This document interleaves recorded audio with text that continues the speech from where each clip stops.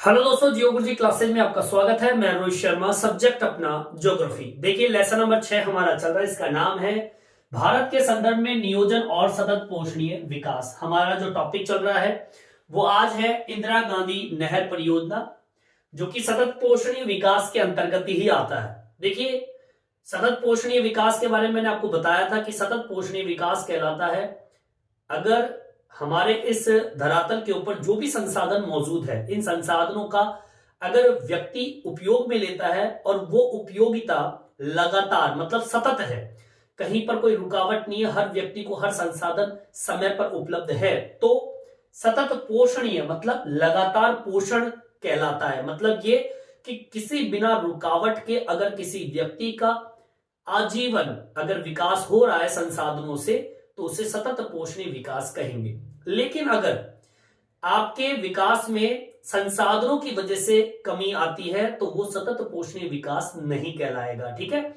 तो इसी सतत पोषणीय विकास के अंतर्गत एक बिंदु आता है इंदिरा गांधी नहर परियोजना। अब सीधी सी सिंपल सी बात है, नहर का निर्माण क्यों किया जाता है? नहर का निर्माण किसी क्षेत्र के अंदर सिंचाई की व्यवस्था, पेयजल की व्यवस्था या सूखे की समस्या से निपटने के लिए इन नहरों का निर्माण किया जाता है। जैसे कि एक छोटा सा उदाहरण अपने इंदिरा गांधी नहर परियोजना का है।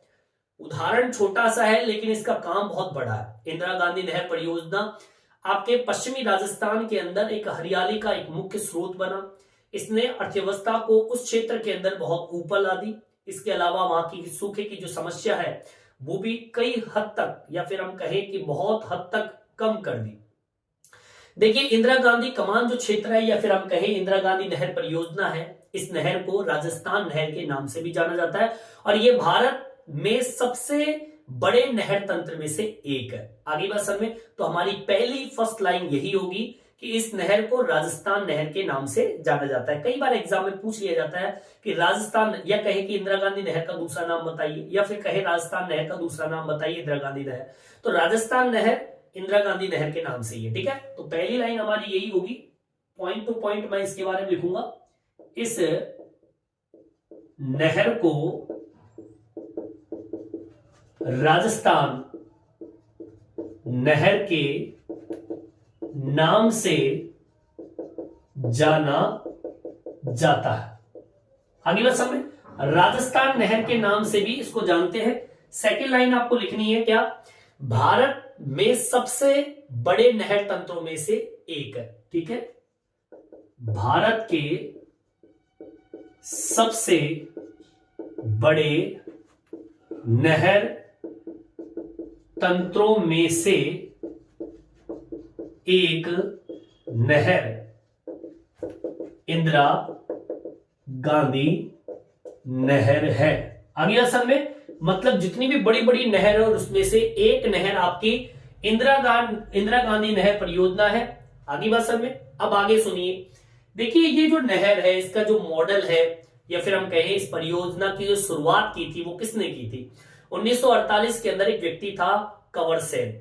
इसके द्वारा इस नहर परियोजना का निर्माण करवाया गया था। 31 मार्च 1958 में ये प्रारंभ हुई थी और यह पंजाब के हरीके बांध है वहां से निकाली गई थी। ठीक है, तो इसमें किस तरीके से मेंशन करना है? 1948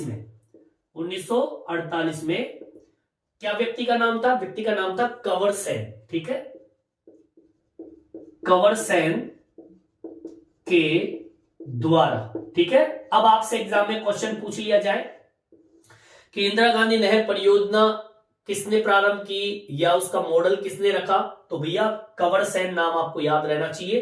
तो 1948 में कंवर सेन के द्वारा यह नहर परियोजना,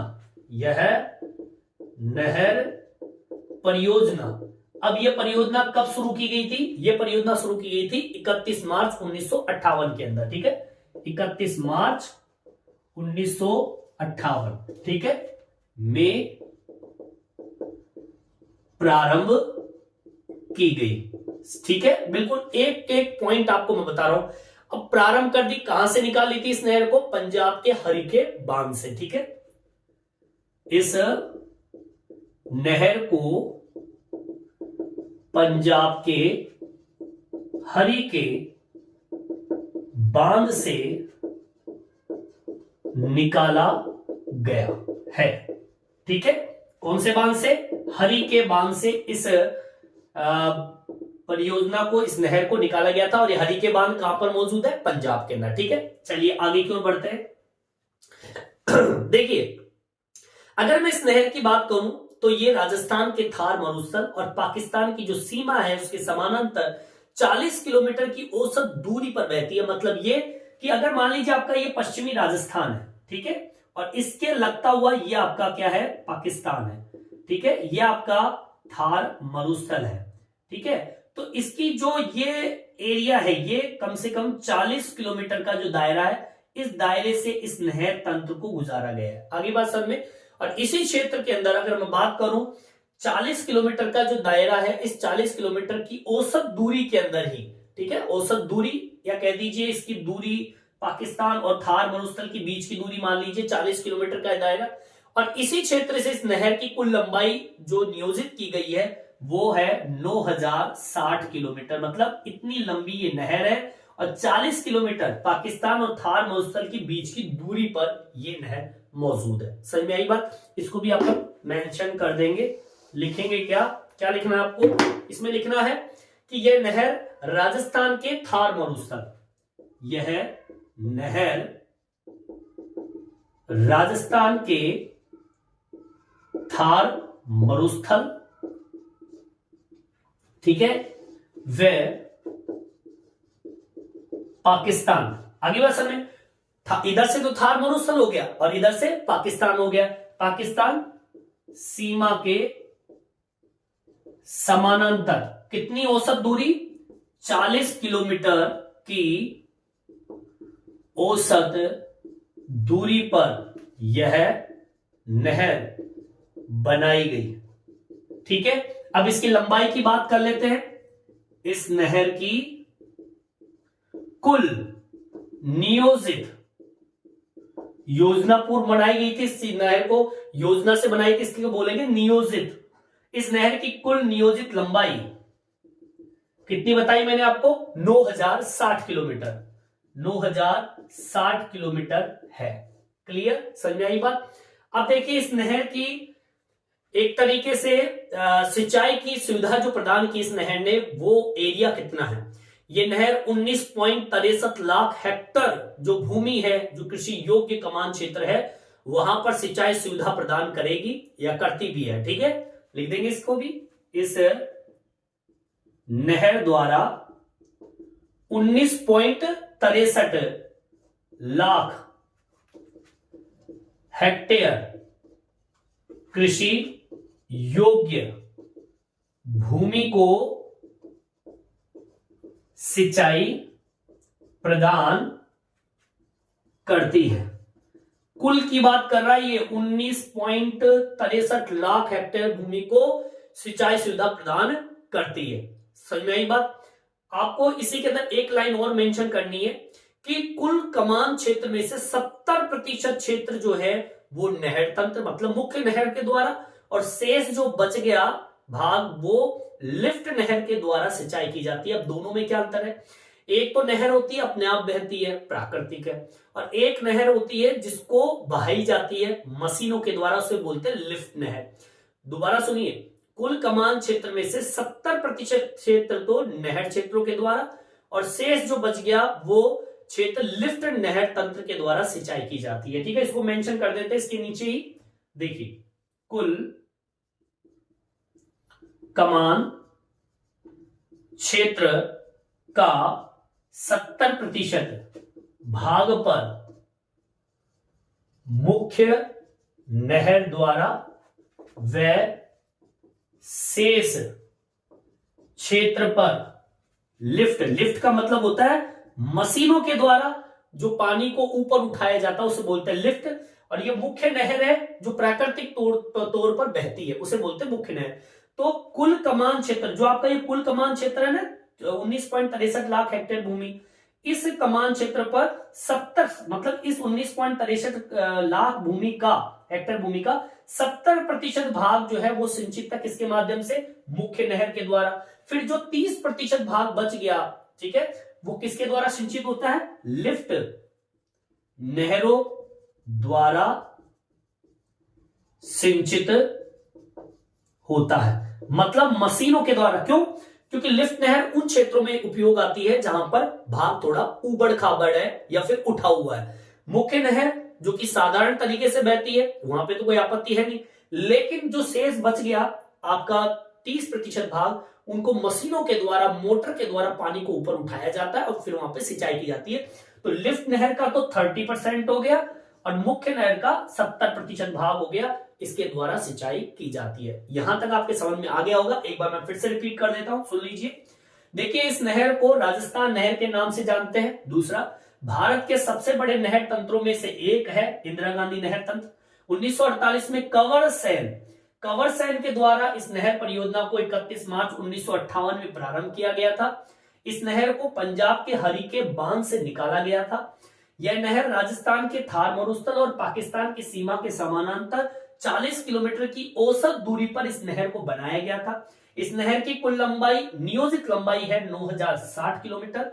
इस नहर द्वारा 19.63 लाख हेक्टेयर भूमि, कृषि योग्य भूमि को सिंचाई प्रदान करती है। कुल कमान क्षेत्र का 70% भाग मुख्य नहर के द्वारा सिंचित किया जाता है और जो शेष बच गया वो लिफ्ट नहर, मतलब मशीनों के द्वारा नहर को चलाया जाता है और 30% भाग को सिंचित किया जाता है। यहां तक आपके समझ में आ गया होगा। अब आगे की ओर बढ़ते हैं। आगे बताना क्या आपको मेरे को, देखिए इस नहर के निर्माण के बारे में। आपका जो ये नहर है, इस नहर को निर्माण कार्य 2 चरणों में पूरा हुआ था, प्रथम चरण और दूसरे चरण। इस प्रथम चरण और दूसरे चरण के अंदर जब ये बने थे तो इसके बीच में समय अंतराल था। मैं आपको बताऊंगा कि प्रथम चरण में कौन कौन से क्षेत्र आते हैं जहां पर ये नहर पहुंचाई गई, जैसे कि प्रथम चरण में गंगानगर, हनुमानगढ़, बीकानेर जैसे, है ना। और सेकंड चरण में कौन कौन से क्षेत्र, उसके बारे में बताऊंगा। फिर वहां पर कितना भूमि पर सिंचाई कार्य हो रहा है अभी प्रेजेंट टाइम पे, उसके बारे में बताएंगे। तो मतलब कुल मिलाकर अगला पॉइंट हमारा होगा कि नहर के निर्माण कार्य 2 चरणों में पूरा किया और वो चरण 2 है, प्रथम और द्वितीय चरण। इसके बारे में हम बात करेंगे। यहां तक समझ में आ गई होगी, यहां तक आप उतार लीजिए। देखिए, मैं आगे की ओर बढ़ते हैं और यहां पर टॉपिक डाल लेंगे नहर का निर्माण कार्य 2 चरणों में पूरा हुआ। अब वो 2 चरण कौन कौन से हैं? पहला, प्रथम चरण। देखिए, प्रथम चरण में जो क्षेत्र आते हैं जहां पर ये नहर पहुंचाई गई थी वो है गंगानगर, हनुमानगढ़। समझ में आई बात? आपका गंगानगर हो गया, हनुमानगढ़ हो गया, इसके अलावा बीकानेर जो जिला है, इस बीकानेर जिले के अंदर, बीकानेर जिले का कौन सा भाग? उत्तरी भाग इसमें शामिल है। ठीक है, ये प्रथम चरण के क्षेत्र हो गए। इस चरण की क्या विशेषता है कि ये क्षेत्र उबड़ खाबड़ है।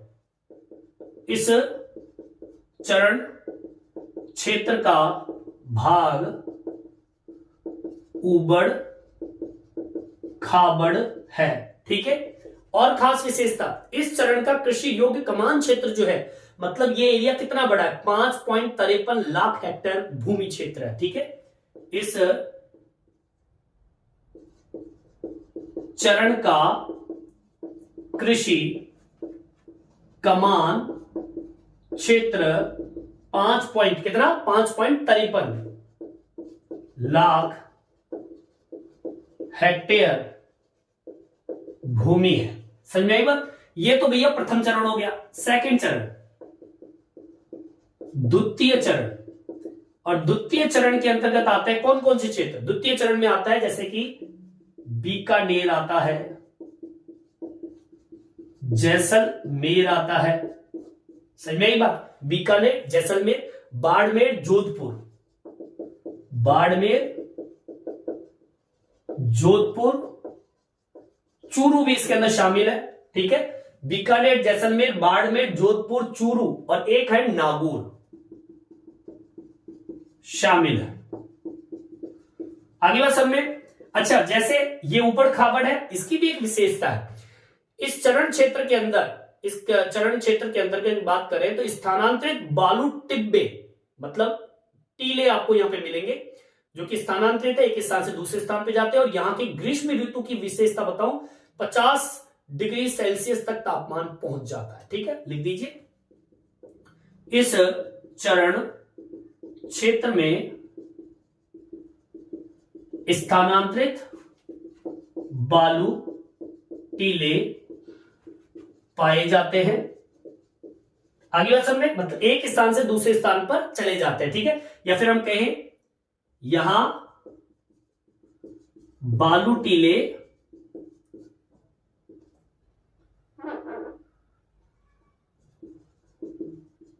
स्थानांतरित रहते हैं। और अगर गर्मियों की बात करूं तो ग्रीष्म ऋतु में यहां का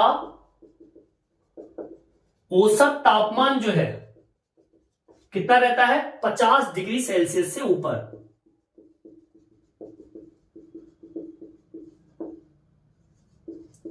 आगे बढ़ सकते हैं। अब मैं बात कर लेता हूं, जिस प्रकार से चरण के कमान क्षेत्र की बात हुई थी, वैसे ही अगर इस क्षेत्र की कमान क्षेत्र की बात करें तो 14.10 लाख हेक्टेयर भूमि को कृषि जो सिंचाई प्रदान करेगा। ठीक है, इस चरण का कृषि कमान क्षेत्र 14.10 लाख हेक्टेयर भूमि है। समझ में? दोनों को बढ़िया तरीके से मैंने बता दिया है, देख लीजिए। प्रथम चरण के अंदर गंगानगर, हनुमानगढ़, बीकानेर उत्तरी भाग शामिल है। इस चरण का भाग उबड़ खाबड़ है। इस चरण का कृषि कमान क्षेत्र कितना है, 5.53 लाख हेक्टेयर भूमि। द्वितीय चरण की बात करें तो बीकानेर, जैसलमेर, बाड़मेर, जोधपुर, चूरू और नागौर शामिल है। इस चरण की विशेषता है कि यहाँ पे स्थानांतरित बालू टिब्बे पाए जाते हैं। एक स्थान से दूसरे स्थान पर टीले घूमते रहते हैं। यहां पर बालू टीले स्थानांतरित रहते हैं। ग्रीष्म ऋतु का तापमान यहाँ का औसत कितना रहता है, 50 डिग्री सेल्सियस। इस चरण का कृषि कमान क्षेत्र कितना है, 14.10 लाख हेक्टेयर। इसका कितना है, 5.53 लाख हेक्टेयर भूमि। समझ में आई बात? यहां तक आपके समझ में आ गया होगा। और भी आगे की ओर बढ़ेंगे और मैं आपको बताऊंगा कि ये दोनों चरण कब कब प्रारंभ हुए, इसकी भी बात कर लेते हैं। जैसे कि इस प्रथम चरण की बात करें तो 1960 के अंदर ये प्रारंभ हुआ था।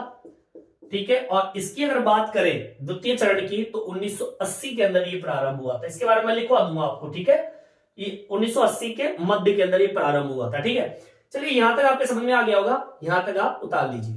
देखिए आगे की ओर बढ़ते हैं। अब मैं बात करता हूं लिफ्ट नहर और मुख्य नहर की। देखिए आपको मैं बता दूं कि लिफ्ट नहर और मुख्य नहर क्या होते हैं। जैसे कि मैंने आपको थोड़ा पहले ही बताया था आपको कि दो तरह की नहरें होती है।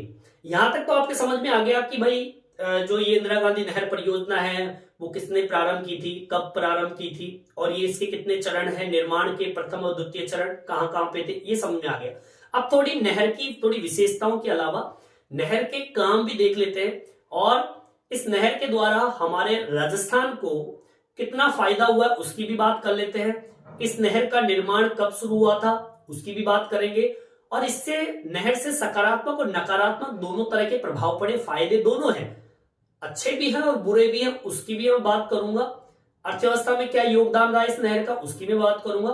तो सबसे पहले मैं बात करता हूं मुख्य और लिफ्ट नहर की। देखिए यहां पर जो लिफ्ट नहर है और मुख्य नहर है, इन दोनों में अंतर है। जो मुख्य नहर होती है, ठीक है, मुख्य नहर जो होती है ये नहर तो समानांतर भागों के अंदर सिंचाई कार्य करती है, लेकिन जो लिफ्ट नहर होती है ये ढाल के विपरीत प्रवाह के लिए जल को मशीनों के द्वारा ऊपर उठाया जाता है। समझ में आई बात? इसको मेंशन कर देते। मुख्य नहर समानांतर भूमि पर सिंचाई कार्य करती है, मतलब यहां पर कोई भी मशीन का उपयोग नहीं करते मुख्य नहर के अंदर, मतलब एक समतल भूमि होती है वहां पर ये नहर बहती है। लेकिन अगर मैं बात करूं लिफ्ट नहर की, तो लिफ्ट नहर क्या होती है? लिफ्ट नहर होती है ढाल के विपरीत प्रवाह, मतलब ढाल जो है वो उल्टा है, इस तरीके से नहर बहे, तो उसके लिए लिफ्ट नहर का उपयोग करते हैं। इस लिफ्ट नहर के द्वारा ढाल के विपरीत प्रवाह के लिए जल को, ठीक है, विपरीत प्रवाह के लिए जल को मशीनों के द्वारा ऊपर की ओर उठाया जाता है, ऊपर उठाया जाता है, वह सिंचाई कार्य किया जाता है। बोलिए आगे बात समझ में, दोनों में अंतर समझ में आ गया। ये समानांतर भूमि समतल भूमि पर, और ये थोड़ी ढाल ऊपर उठी हुई भाग जिसमें मशीनों का उपयोग करते हैं और पानी को सिंचाई के लिए पहुंचाते हैं। समझ में आई बात। चलिए अब आगे की ओर बढ़ते हैं। अब इन्हीं दोनों से संबंधित टॉपिक है। देखिए इंदिरा गांधी जो नहर तंत्र है, इसकी सभी लिफ्ट नहर जो है वो मुख्य नहर के बाएं किनारे से निकलती है। आगे बात समझ में, ये जो लिफ्ट नहर है ना, ये लिफ्ट नहर, इस लिफ्ट नहर मतलब अगर इंदिरा गांधी नहर में सभी लिफ्ट नहर जो है वो मुख्य नहर, मतलब लिफ्ट नहर इस मुख्य नहर के किस साइड से निकलती है, बाएं किनारे से निकलती है। इसको मेंशन कर लीजिए, ठीक है। इंदिरा गांधी नहर तंत्र में लिफ्ट नहरें मुख्य नहरों के कौन से तरफ से, बाएं किनारे से, ठीक है, बाएं किनारे से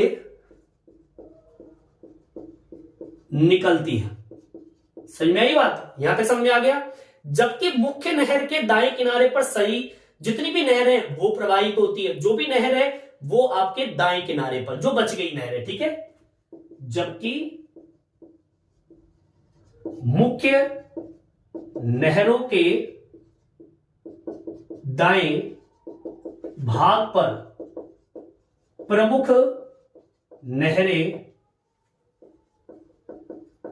प्रवाहित होती है। अब मैं एक बार फिर से समझा देता हूं। देखिए क्या कह रहा है, इंदिरा गांधी नहर है, बह रही है, उस नहर तंत्र में जो लिफ्ट नहर है, मतलब जो मशीनों से जो पानी उठाया जाता है, उस लिफ्ट नहर की बात चल रही है। इस लिफ्ट नहर मुख्य नहर के बाएं किनारे पर है, ठीक है। मतलब लिफ्ट नहर किधर है, मुख्य नहर के बाएं किनारे पर है। जबकि आपकी जो मुख्य नहर है, इस मुख्य नहर के दाएं भाग पर जितनी भी बची कुची नहरें हैं वो दाएं किनारे पर बहती है। सही में यही बात, मतलब मुख्य और आपके लिफ्ट नहरों के अलावा भी कई नहरें ऐसी होती है जो कि संयोजक होती है, साथ देती है। वो सारी नहरें जो है, लिफ्ट नहरों को छोड़ दीजिए, बाकी जो बच गई वो मुख्य नहरों के दाएं तरफ चलती है। मतलब ये कि लिफ्ट नहर जो है वो मुख्य नहर के बाएं किनारे पर बहती है, और मुख्य नहर जो है, जो ये मुख्य नहर है, इसके आसपास और भी कई नहरें हैं वो दाएं किनारे पर बहती हुई सिंचाई कार्य करती है। चलिए अब आगे की ओर बढ़ते हैं। देखिए चरण फर्स्ट जो है, इस चरण फर्स्ट का कमान क्षेत्र है, यहां सिंचाई की जो शुरुआत हुई थी 1960 के दशक में प्रारंभ हुई थी, ठीक है। इसको मेंशन कर दीजिए, कमान क्षेत्र में सिंचाई की शुरुआत 1960 के दशक में हुई। आगे बात समझ में। और अगर मैं चरण सेकंड की बात करूं तो देखिए कमान क्षेत्र में सिंचाई की शुरुआत 1980 के दशक में हुई थी। समझ में आई बात, सिंचाई कार्य की बात कर रहा हूं मैं, दोनों की शुरुआत अलग अलग है। प्रथम चरण में शुरुआत 1960 में और द्वितीय चरण की शुरुआत 1980 के अंदर सिंचाई कार्य प्रारंभ हुआ था, ठीक है। इस इंदिरा गांधी नहर के द्वारा अब देखिए फायदा क्या मिला। इस इंदिरा गांधी नहर के द्वारा सिंचाई का प्रसार हुआ, ठीक है। शुष्क क्षेत्र के अंदर पारिस्थितिकीय स्थिति के अंदर व्यवस्था बनाई, अर्थव्यवस्था को मजबूती मिली और समाज का विकास हुआ। ये 4-5 बिंदु अहम थे इस इंदिरा गांधी नहर परियोजना से, ठीक है। लिख देंगे, इंदिरा गांधी नहर परियोजना से क्या क्या फायदे हुए। पहला, सिंचाई का प्रसार हुआ, पहला काम तो ये हुआ। दूसरा क्या हुआ, जो सूखा क्षेत्र है, सूखे क्षेत्र में पारिस्थितिकीय स्थिति में क्या हुआ, सुधार हुआ। दूसरा ये फायदा हुआ। इसके अलावा तीसरा क्या फायदा हुआ, अर्थव्यवस्था के अंदर अर्थव्यवस्था का विकास हुआ। और चौथा फायदा क्या हुआ, समाज का विकास हुआ। ये अहम है, समाज का विकास हुआ। बोलिए आगे बात समझ में। तो इस तरीके से इस नहर का फायदा मिला। एक बार फिर से रिपीट कर देता हूं। देखिए मुख्य नहर जो है वो समानांतर भूमि पर सिंचाई कार्य करती है, जबकि लिफ्ट नहर जो है वो ढाल के विपरीत प्रवाह के लिए जल को मशीनों के द्वारा ऊपर उठाया जाता है और सिंचाई कार्य किया जाता है। इंदिरा गांधी नहर तंत्र के लिफ्ट नहरें मुख्य नहर के बाएं किनारे पर होती है, जबकि मुख्य नहरों के दाएं भाग पर प्रमुख नहरें जो बच गई वो नहरें प्रवाहित होती है। प्रथम चरण का कमान क्षेत्र वहां पर सिंचाई शुरुआत 1960 के दशक में हुई थी, जबकि सेकंड चरण के कमान क्षेत्र में सिंचाई की शुरुआत 1980 में हुई थी। इंदिरा गांधी नहर परियोजना से सिंचाई का प्रसार हुआ, शुष्क क्षेत्रों में पारिस्थितिकीय स्थिति में सुधार हुआ, अर्थव्यवस्था का विकास हुआ और समाज का विकास हुआ। यहां तक आपके समझ में आ गया होगा। अब आगे सुनिए। अब मैं आपको बताऊंगा, ये तो फायदा बता दिया मैंने, अब मैं आपको बताऊंगा इस नहर से पर्यावरणीय परिस्थिति का सकारात्मक और नकारात्मक प्रभाव पड़े। मतलब अच्छे फायदे तो थे लेकिन बुरे भी फायदे थे, इसकी भी बात कर लेता हूं। यहां तक आपके समझ में आ गया होगा, यहां तक आप उतार लीजिए। देखिए आगे की ओर बढ़ते हैं और बात करते हैं इस नहर के सकारात्मक और नकारात्मक प्रभाव। इस नहर से सकारात्मक व नकारात्मक प्रभाव, ठीक है। देखिए अगर मैं सकारात्मक की बात करूं,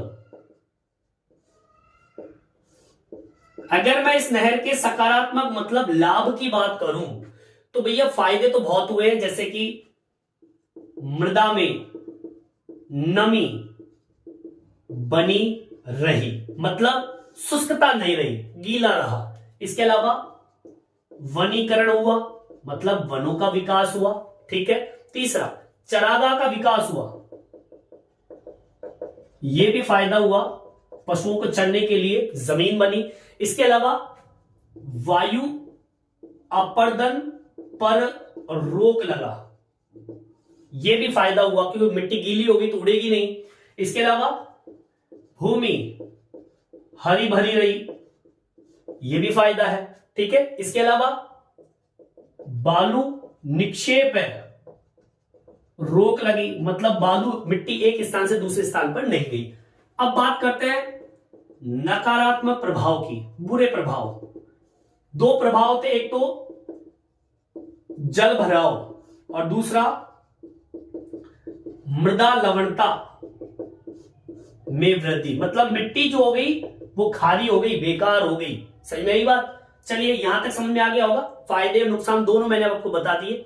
देखिए नहरी सिंचाई प्रसार ने आपकी कृषि अर्थव्यवस्था को मजबूत बनाया। सफलता इस प्रकार से थी कि अब हम बात करें कि इससे फसल को उगाने में आसानी हुई, मृदा के अंदर नमी बनी रही, फसलता में सघनता हुई। और इसके अलावा जैसे कि यहां पर जो एक मरुस्थल क्षेत्र होता है वहां पर चना, बाजरा, ग्वार जो है वो फसल उगाई जाती थी, लेकिन अब पानी की वजह से गेहूं, कपास, मूंगफली, चावल जैसी फसलें उगाना शुरू कर दिया। समझ में आई बात। इसको मेंशन कर दीजिए, लिखेंगे क्या, इस नहर से कृषि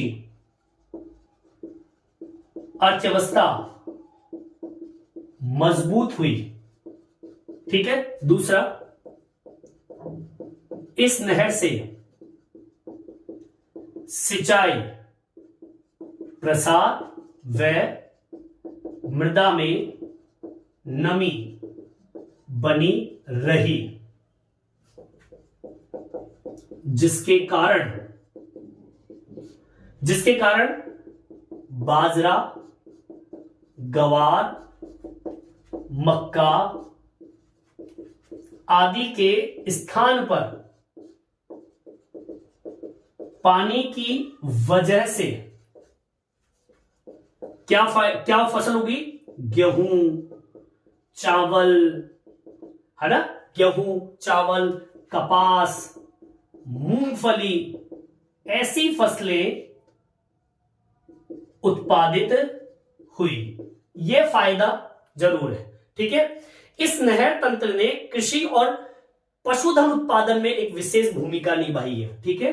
इस नहर ने एक तो फायदा पहुंचाया कृषि को और एक फायदा पहुंचाया पशुधन उत्पादन में क्या की, वृद्धि की। लेकिन आपको बता दूं नुकसान तो है, नकारात्मक प्रभाव बड़ा विशेष है, क्योंकि ऐसे ही चलता रहा तो मिट्टी एक दिन समाप्त हो जाएगी। इस कारण से जल भराव और लवणता की वजह से एक प्रश्न उठता है सतत पोषणीयता का कि लगातार ये होगा कि नहीं होगा। इसलिए इस परियोजना के ऊपर एक प्रश्न तो उठ ही गया सतत पोषणीयता का, क्योंकि जमीन अगर लगातार लवण हो गई तो भविष्य के अंदर वो जमीन किसी काम की नहीं रहेगी। इसको मेंशन कर दीजिए। परंतु जल भराव व लवणता के कारण सतत पोषणीयता विकास पर प्रश्न उठने तो थे ही, क्योंकि सतत का मतलब होता है लगातार। अभी तो लगातार चल रहा है, लेकिन यहां पर जल भराव के कारण अगर मृदा लवणता इसी प्रकार से बढ़ती रही तो मिट्टी एक ना एक दिन तो खराब होनी है। और जैसे मिट्टी खराब होगी तो आपका उत्पादन जो स्तर है वो बिल्कुल नीचे आ जाएगा, फसल उगना बंद हो जाएगी। और यहाँ पे जो सतत पोषणीयता, जो मैंने आपको शुरू में बताया था, यहाँ पे सतत पोषणीयता का ही भाग है ये इंदिरा गांधी नहर परियोजना। इंदिरा गांधी नहर परियोजना इसलिए तो चालू की थी कि वहां पर लोगों का सतत विकास हो सके। लेकिन इस इंदिरा गांधी परियोजना फायदेमंद तो थी, लेकिन यहां पर एक कमी भी थी जल भराव और मृदा लवणता की। अगर इस कमी को अगर ठीक तरीके से पूरा नहीं किया गया तो सतत पोषणीय विकास के ऊपर एक प्रश्न चिन्ह लग जाएगा कि भविष्य के अंदर ये विकास संभव है कि नहीं है। ठीक है, इस वीडियो में इतना ही। ये वीडियो आपको कैसा लगा कमेंट्स करके जरूर बताएं। मेरे चैनल को सब्सक्राइब जरूर से जरूर करें, जिससे नए नए वीडियो आप तक पहुंचा सकूं। धन्यवाद।